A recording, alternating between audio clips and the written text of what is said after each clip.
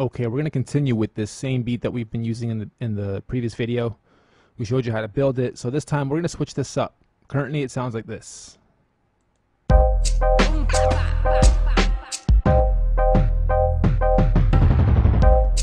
How would we take this? Or okay, actually we had that version, and then we had a nice little jungle version too.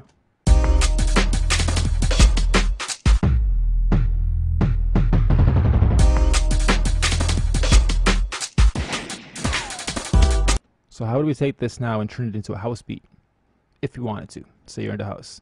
You have to know how genres work and what BPMs to work with for most types of music, and know how quantizing works. Because we don't have a quantizing option to change the quantizing, you have to use the BPM as your quantizing.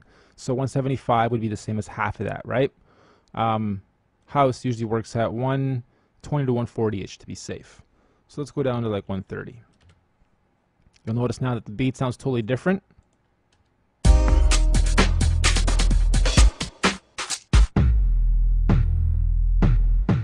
But if you bob your head to it, before we even lay the house lead, you know we can go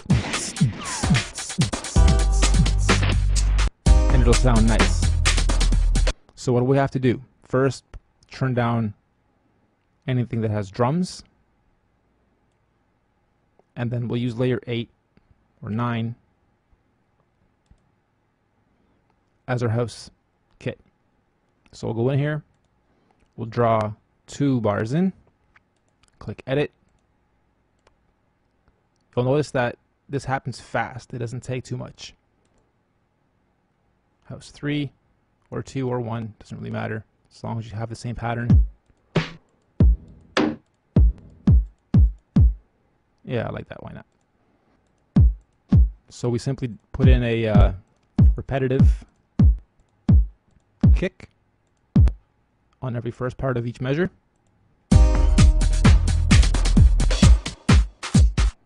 Okay, and then we can go one step further.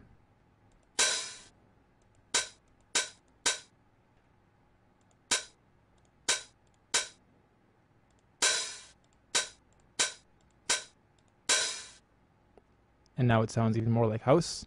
Let me turn that down a little bit.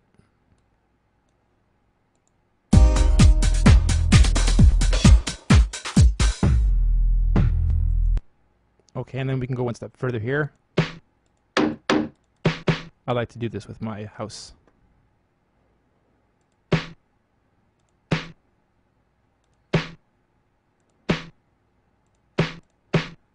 Just so it breaks it up nicely. Okay, so now we can even mute the other drum tracks, and you can hear that it is a pretty good, easy sounding, repetitive house pattern. Okay.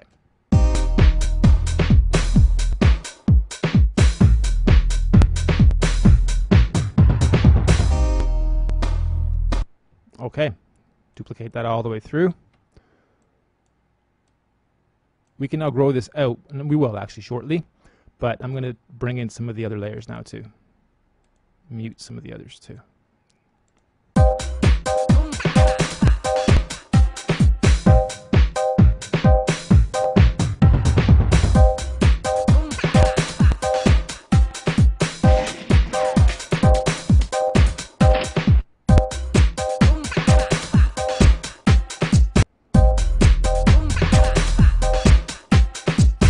And then one thing we'll do is, with the bass line, bass works differently when it comes to genres. And in house, bass tends to work with a very kicky sort of sound that's also repetitive. And there's also actual tones, but we'll try to find something cool here that we can work with.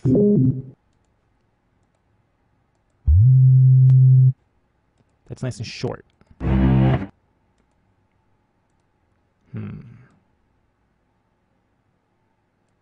Low, quick. Perfect. And we'll unmute everything, and we already have a very nice 8-bar house loop. This will take a little bit to grow, but we're going to go to 32 bars. Give it some time. It's calculating everything.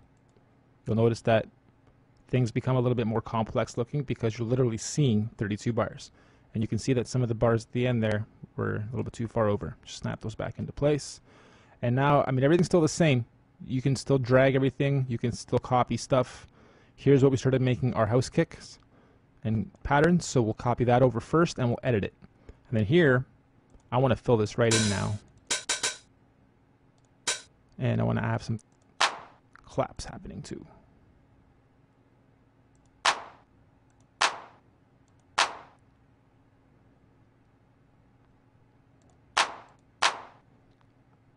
Okay, so now, if you know how a house works, it's a lot of repetitive builds.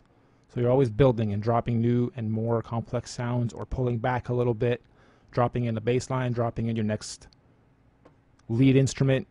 So we'll try to grow this from nothing into a nice full sound.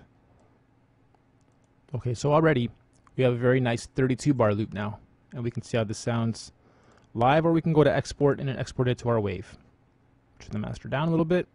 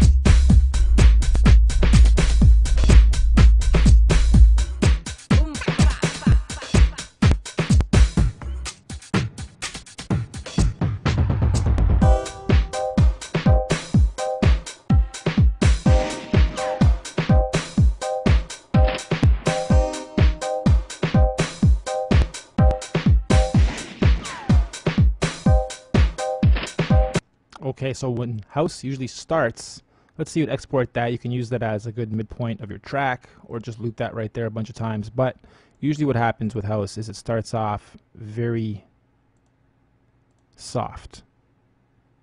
Even the beats, we'll get rid of these. If anything,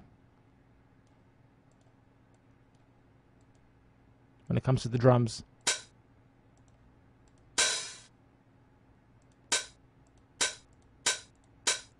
maybe start off with a little bit of a hi-hat for the first couple, and then bring in some of the other sounds.